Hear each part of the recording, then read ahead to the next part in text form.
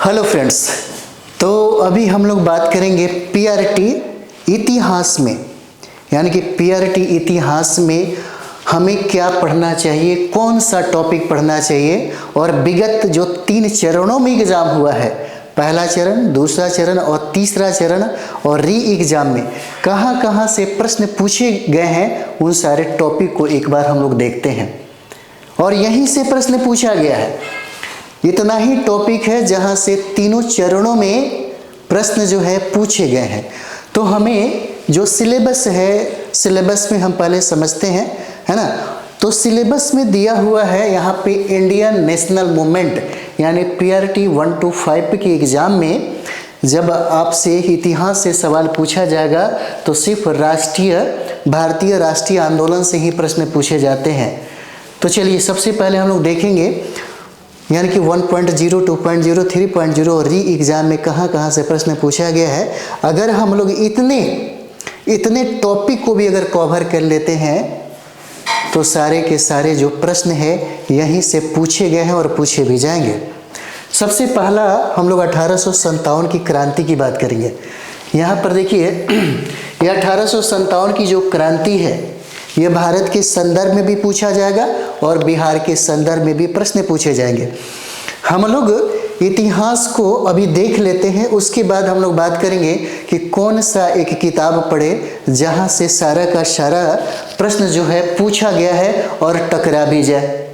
हम उन संदर्भ को पढ़े जहां से प्रश्न हमें, है ना, जब हम पढ़ के जाए तो हमसे प्रश्न सारे के सारे प्रश्न बने। उन किताबों की जिक्र भी हम लोग यहाँ पर करेंगे।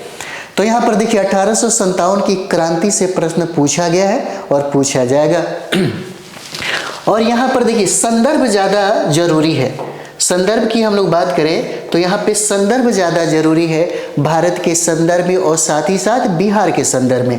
उसके बाद हम लोग यहाँ पर देखिए आदिवासी आंदोलन हमेशा प्रश्न पूछा जाता है, चाहे वो सिविल सर्विस के एग्ज़ाम में हो, चाहे आपके पीटी के एग्ज़ाम में हो, यहाँ से हो सकता है और पूछा भी गया है। जैसे मुंडा आंदोलन बहुत ज़्यादा बीबीआई रहा है, संथाल आंदोलन जो है यह बहुत ज़्यादा बीबीआई रहा है, भील आंदोलन ज़्यादा बीबीआई रहा है, कोल आंदोलन जो है ना, कोल आंदोलन यहाँ से प्रश्न पूछे जाएंगे और ये इम्पोर्टेंट है, जितना है ना यहाँ पे उतना भी पढ़ लीजिएगा तो काम आपका चल जाएगा। उसके बाद जो सबसे इम्पोर्टेंट टॉपिक है जहाँ से सबसे ज़्यादा सवाल पूछा गया है वह टॉपिक आपका भारतीय राष्ट्रीय आंदोलन हो जाता है। भारतीय राष्ट्रीय आंदोलन, यह आंदोलन जो है, यानी कि ये पढ़ना हमको 1885 से लेकर के 1948 तक के जितने भी घटना हुए हैं उन सारे घटना को हम लोगों को पढ़ना होगा।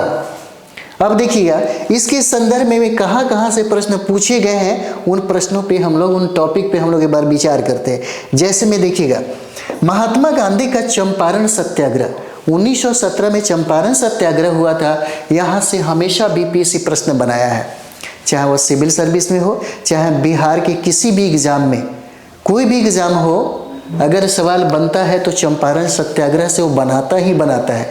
इसलिए बीपीएससी के, है ना, बीपीएससी के नज़रों में ये चंपारण सत्याग्रह जो है ये हमेशा सामने दिखता है। तो यहाँ से प्रश्न रहेगा।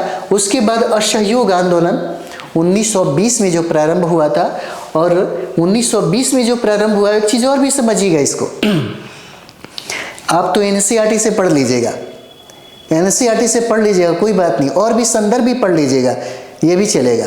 हो सकता है ना, किसी का सार संग्रह जो इतिहास में लिखा गया है, जैसे महेश बड़वाल वगैरह बहुत चल रहे हैं, तो उनका भी सार संग्रह पढ़ लीजिएगा। लेकिन सारा चीज़ कंप्लीट करने के बाद अगर ये प्रश्न बिहार के संदर्भ में पूछ दिया तो एक भी प्रश्न आपसे नहीं बनेगा। तो फिर आपके दिमाग में चलेगा कि हमने इतना मेहनत तो किया। आपसे मेहनती उत्तर प्रदेश और बिहार के विद्यार्थियों से ज़्यादा मेहनती कोई विद्यार्थी है? सरकारी नौकरी के लिए जितना पागलपन यहाँ के विद्यार्थियों में दिखता है और मेहनत करने का जो जुनून दिखता है वह जुनून बिल्कुल कम नहीं है, लेकिन गलत डायरेक्शन में। यदि हम लोग एनसीईआरटी पढ़े ही हैं तो अगर हम लोग एससीईआरटी जो बिहार सरकार की किताबें हैं यदि पढ़ लें तो फिर अगर बीपीएससी आपके बिहार के संदर्भ में प्रश्न अगर पूछे तो आप बना के आइएगा, है ना। तो इसी तरीके से है असहयोग आंदोलन, इम्पॉर्टेंट है, यहाँ से प्रश्न पूछे गए हैं। दांडी मार्च गांधी का साइमन कमीशन, साइमन कमीशन से प्रश्न पूछे गए। सविनय अवज्ञा आंदोलन, भारत छोड़ो आंदोलन, यहाँ से प्रश्न पूछे गए।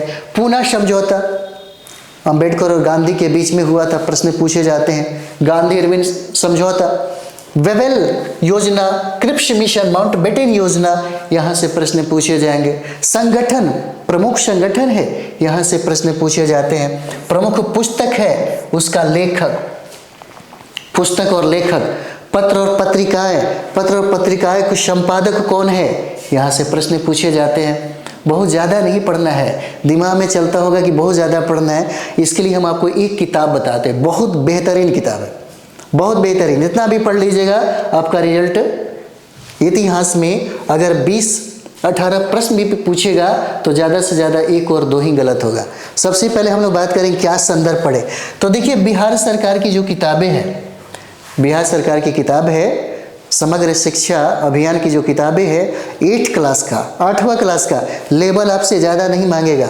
PRT 1 to 5 के टीचर बनने के लिए 10th तक का ही लेवल आपसे मांग रहा है, इसलिए 8वां क्लास का किताब देखिएगा, उसमें इतिहास पढ़िएगा जिसमें लिखा होगा भारतीय राष्ट्रीय आंदोलन, यानी कि आधुनिक भारत का इतिहास 8वां क्लास का है। उसमें अलग से टॉपिक होगा इंडियन नेशनल मूवमेंट, वहाँ से पढ़िए। 1857 की क्रांति पढ़िए, पत्र पत्रिकाएं पढ़िए, और बहुत सारा इवेंट जो है इसमें दिया गया है, आप इसको जरूर पढ़िए। उसके बाद हो सकता है आपको लगे कि हमारे पास NCERT भी है, तो NCERT भी पढ़ सकते हैं। यहाँ पर एक देखिएगा, PGT और TGT के विद्यार्थी पढ़ते हैं, सिविल सर्विस के स्टूडेंट पढ़ते हैं। 12वीं क्लास का मॉडर्न इंडिया का बुक है NCERT का, आप चाहें तो वहाँ भी पढ़ सकते हैं, वहाँ से आप पढ़ सकते हैं। इंडिया नेशनल मूवमेंट ही सिर्फ पढ़िए, बाकी कुछ मत पढ़िए। इंडिया नेशनल मूवमेंट पढ़ लिए, वहाँ से भी काम चलेगा। आपको लगता है कि नहीं कुछ और पढ़ना चाहिए, तो लुसेंट सबसे बढ़िया, ज़्यादा से ज़्यादा 8-10 पन्ना में दिया हुआ है इंडिया नेशनल मूवमेंट, उसको पढ़ लीजिए, है ना। उसके बाद इससे 20 का 20 प्रश्न बनाने की क्षमता आप रखिएगा। उसके बाद जो BPSC के द्वारा जो विगत 10 से 15 सालों में जो भी सवाल पूछे गए हैं, जैसे एकत्र आप देखिएगा समग्र रूप से, तो घटना चक्र का पूर्वावलोकन है, वहाँ से सिर्फ इंडिया नेशनल मूवमेंट का जितना भी प्रश्न पूछा गया है उन सारे प्रश्नों को एक बार सॉल्व कर लीजिए, फिर देखिए आपकी तैयारी एकदम संपूर्ण हो जाएगी। इतिहास में अब प्रश्न नहीं छूटने वाला है ना। इतिहास में आप लोग कम से कम पलट करके देखिए, विगत वर्षों में तीनों चरणों में जो एग्जाम हुआ है, इन सारे से कहीं अलग से प्रश्न नहीं पूछा गया है, यहीं से प्रश्न पूछा गया, और जहाँ से प्रश्न पूछा जाता है उसी पे टारगेट भी करना चाहिए। हाँ, एक बात जरूर है, थोड़ी सी गहराई में जानने के लिए आप किताबों का अध्ययन करिए, SCERT और NCERT, फिर आपकी कोई ज़रूरत नहीं। कॉन्सेप्ट लेवल का प्रश्न भी पूछेगा इतिहास में तो आपसे बनेगा, ये गारंटी है। फैक्ट हो या कॉन्सेप्ट हो, अगर ये कहता है, BPSC कहता है कि हम इस बार का एग्जाम टफ लेंगे, तो ज़्यादा से ज़्यादा टफ कहाँ बनाएगा, कॉन्सेप्ट में बनाएगा। फैक्ट तो ऐसे भी रट के उससे ज़्यादा आप रटे रहिएगा, तो फैक्ट में कोई प्रॉब्लम नहीं है, कॉन्सेप्ट में, है ना, और फैक्ट भी रटे रहिएगा। दोनों चीज़ें आपको एक ही किताब से प्राप्त हो जाएगा, वह है आपका SCERT NCERT, है ना। इससे आपको कंप्लीट हो जाएगा, ठीक है। चलिए